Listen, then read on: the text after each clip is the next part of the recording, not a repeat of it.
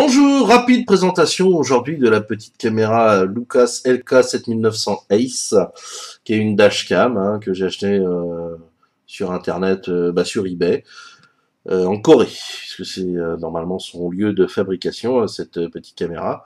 Donc voilà la caméra en elle-même. C'est pas spécialement petit ni discret, mais elle filme très très très bien. Donc hop, on va pousser la boîte de petites secondes. Alors, la caméra en elle-même, elle a le filtre là polarisant qui est donc fourni dans le kit que j'ai pris, il est encore là aussi, j'en ai un autre.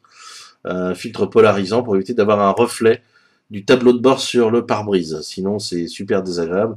On voit plus le pare-brise, le tableau de bord de la voiture dans le pare-brise que les voitures qu'on croise. Donc celui-là, oui, il n'est pas encore ouvert.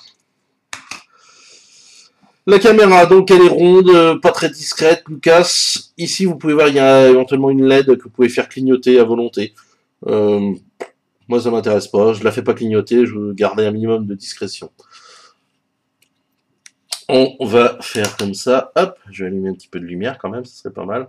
Donc, on peut voir que là, il y a la prise pour l'adaptateur pour pouvoir l'alimenter. C'est fourni avec un câble allume-cigare qui fait, je crois, plus de 3 mètres, qui permet de faire le tour du pare-brise proprement, de tourner le long de la porte, le tableau de bord, descendre à côté des pédales, passer sous le tableau de bord avec des petites accroches, et enfin atteindre l'allume-cigare sans encombre. Il y a de la place, c'est assez long. Sur le côté, nous avons donc là l'emplacement pour la carte SD. C'est pas micro SD, voilà, on voit mieux la taille de la fente, c'est du SD. Ça supporte donc au minimum du 64 Go, parce que dedans j'ai une carte 64 Go. En dessous, vous avez deux boutons. Un premier bouton pour activer ou couper l'enregistrement sonore, puisque comme on le voit juste après, il y a un micro dans la caméra. Et là, vous avez un autre bouton pour un enregistrement d'urgence. La caméra supporte plusieurs modes, donc l'enregistrement automatique, qui est celui que j'utilise, et vous pouvez déclencher les enregistrements à volonté. Ce qui n'est pas pratique si vous voulez si vous voulez éviter vous faire arnaquer pendant un accident, n'appuyez pas sur le bouton, ce sera trop tard, vous verrez rien. Donc en enregistrement automatique, au moins comme ça, on est tranquille, ça filme tout, même ce qui n'est pas du tout intéressant. Sur le côté, une prise jack qu'on verra tout à l'heure qui permet de mettre un câble vidéo seulement, et ça a été fourni que avec du vidéo, pour pouvoir regarder sur un écran normal, avec un kinch jaune. Un micro USB qui sert normalement pour les développeurs, donc ça ne me concerne pas, jamais utilisé, et câble non fourni d'ailleurs, et l'interrupteur on-off pour pouvoir allumer votre caméra directement. Derrière, malheureusement pas d'écran, ça c'est dommage, il n'y a pas d'écran, j'aurais bien aimé voir un petit peu ce que je vise, mais bon, une fois que la caméra a été posée, je ne l'ai jamais retouché. Vous avez aussi un petit haut-parleur qui permet d'entendre la caméra vous dire bonjour en anglais.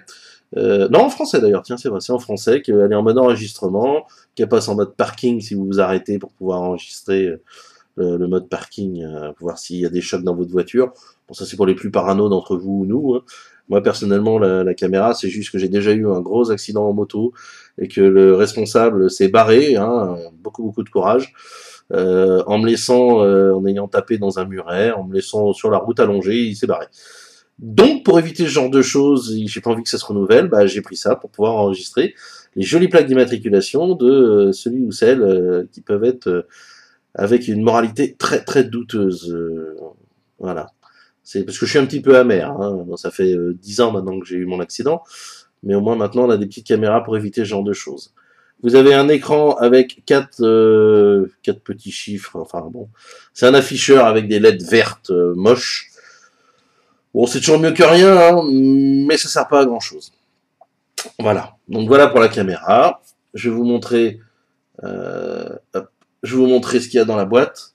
Alors, il y a un logiciel. Je vous ferai des captures d'écran parce que, hop là, allez, bouge pas trop la caméra. Il y a donc le logiciel. J'ai pas envie de filmer l'écran, quoi. Ça rend quand même pas grand chose. Filmer un écran, c'est moche. Je dirais même qu'il n'y a pas plus moche que de filmer un écran. Donc, la boîte, c'est écrit 8 Go, parce que c'est fourni avec une carte SD, enfin, c'est ce modèle-là, que j'ai choisi, était fourni avec une carte de 8 Go dedans. Donc, 2 mégapixels Full HD, avec un capteur marqué Sony. Bon, c'est pas une boîte qui construit des caméras Lucas le lundi, une autre marque le mardi, avec une autre forme, un autre boîtier. Non, ça reste une vraie marque, hein, Lucas. Il y a des mises à jour de firmware régulières, mises à jour de logiciels, etc. C'est une des références, si ce n'est la référence des dashcam aujourd'hui. Donc on voit, c'est bien la Lucas LK. Bon, vas-tu zoomer, caméra? Voilà, LK 7900 HD Ace, qui est la Lucas Black Box. Hein, c'est une originale, hein, celle-là. Vu le prix, c'est une originale. Voilà, la boîte. Pour ceux qui veulent savoir comment elle est faite. On va ouvrir la boîte. Dedans, on trouve un bien bon vieux mode d'emploi. En plus, qui est pas mal. Ce qui est sympathique, c'est que j'ai reçu moi aussi le mode d'emploi par mail, en PDF, quand j'ai commandé ma caméra, ce qui est pas mal. Alors, rêvez pas, hein, c'est pas en français, hein, c'est tout en anglais. Mais déjà, ça va, c'est pas en coréen. On est à peu près sauvé. Donc, il vous montre un petit peu tout ce que vous allez trouver ou pas dans votre carton. Hein, donc, le power cable. Oh, quel accent! Qui est le câble allume-cigare. Oui, il est très très long, hein, c'est celui-là que je vais pas pouvoir vous montrer.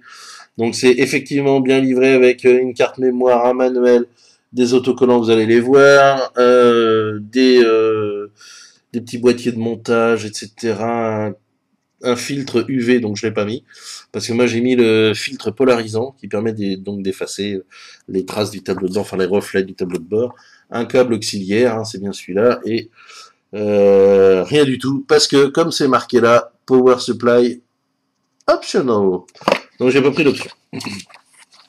Présentation de la caméra, comment l'installer, comment filmer à peu près. Je pense que je dois pas être trop mal, mais enfin bon. Et vous avez aussi les différentes choses que l'afficheur magnifique vert peut vous mettre, qui est occupé, la vitesse à laquelle on roule, la date, l'heure, si c'est en mode parking, si c'est en train de formater la carte, s'il y a des erreurs. Donc voilà, un petit mode d'emploi qui est pas trop mal, hein, qui vous explique qu'il faut connecter la carte SD au PC, cliquer sur Setup directement, puis vous allez installer le logiciel que voilà. Alors le logiciel, je vous dis, je vous ferai une petite capture d'écran. Hein. Bon, il est assez simple. Le défaut, c'est qu'on peut pas le mettre en plein écran.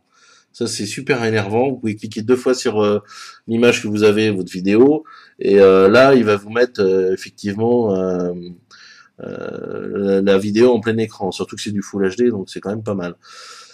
Vous aurez en dessous des petits graphes, des petits barres graphes là, qui vont représenter l'accélération, le freinage, le virage à gauche, le virage à droite, et s'il y a des bosses. Il y a un capteur d'accélération dedans, en plus du GPS. Le GPS va permettre de connaître la vitesse, comme indiqué là, hein, et permet aussi de suivre son trajet sur un Google Maps. Donc c'est en temps réel, dans le petit carré, c'est rigolo. Ça permet de se repérer, et c'est là où on voit que la précision du GPS est bien. Donc il y a tout un moyen de faire de la configuration, et puis je vous expliquerai sur la capture d'écran un petit peu plus loin ce qu'il en est. Voilà, si vous voulez plus d'informations, je crois que là c'est clair, lucashd.com. Oh, je suis international, c'est magnifique. Voilà, ça c'était le manuel, on va pas faire 3 heures sur chaque truc. Hein. Alors, dedans, vous aviez la petite carte mémoire 8 Go de chez Lucas, qui était donc bien fournie, l'emplacement de la caméra, donc le chargeur allume-cigare qui n'est pas là, hein, bien entendu, puisqu'il est dans ma voiture et je vais pas vous le démonter pour faire joli. Les autocollants, alors il y en a plusieurs, parce que il y a plusieurs types de supports fournis. Il y en a un qui est là, un support, je vais vous montrer après, et celui qui est dans ma voiture, qui lui permet d'enlever la caméra plus simplement, plus facilement. Donc vous avez différents supports, du 3M, pas du inconnu, c'est une vraie marque, quoi, déjà rien que pour les autocollants, ça inspire confiance, et sincèrement, il colle super bien. Donc, une fois que la caméra est collée, elle va pas s'envoler. Des petits plots pour pouvoir passer le câble allume-cigare. Voilà. Vous collez ça sous le tableau de bord et vous pouvez faire passer le câble dedans. Ce qui est dommage, c'est qu'il n'y en a que 4. Comme vous pouvez voir, je m'en suis pas servi. Une petite clé Allen aussi, qui est fournie pour pouvoir régler éventuellement voilà, la vis qui est là. Si vous avez besoin de revisser ou quoi que ce soit, si jamais la caméra est trop lâche ou trop dure, ou voilà, c'est là que ça va se passer. C'est du métal, hein. C'est pas du plastique, hein, la vis. Hein. Je préfère le dire quand même, c'est pas mal. Voilà. Toc. Toc, toc, toc. Ensuite, ça filme en 30 images par seconde en Full HD. La qualité est bien, marche de jour comme de nuit. Je vous ferai de capture d'écran de jour et de nuit. Comme ça sera bien. Donc le câble vidéo qu'on met directement ici, dans la bébête, pour pouvoir connecter à la télé. Toc. Voilà.